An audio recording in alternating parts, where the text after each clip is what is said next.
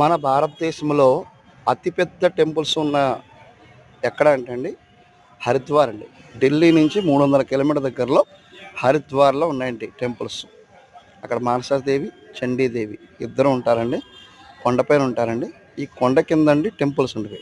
అలా చక్కగా ఆ అమ్మవార్లు దర్శనం చేసుకుని గంగానదిలో స్నానం చేసి చక్కగా ఆ అనుగ్రహంతో, అమ్మ అనుగ్రహంతో అన్నీ చక్కగా చూసుకుంటూ అన్నీ మన భారతదేశంలో పుణ్యభూమి ఎక్కడ ఉందంటే హరిద్వార్ అండి.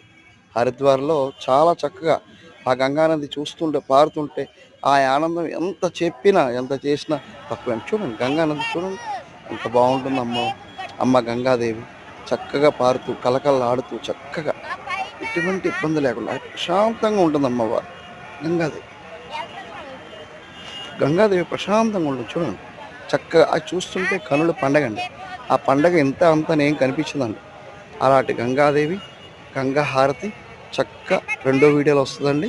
గంగా హారతి అయిన ఈ మొదటి వీడియో అండి చిన్నదండి. అది మన స్నానానికి వెళ్ళామండి. చక్కగా ఆ స్వామి ఆ గంగా నదిలో స్నానం చేస్తే చాలా చాలా బాగుందండి.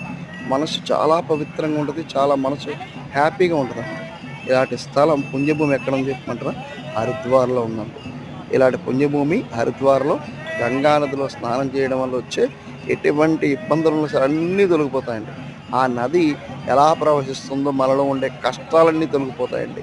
అలాంటి కష్టాలను తొలగిపోయే నది ఏంటంటే గంగా నది, హరిద్వార్ అండి. నమస్తే అండి. థ్యాంక్ యూ అండి.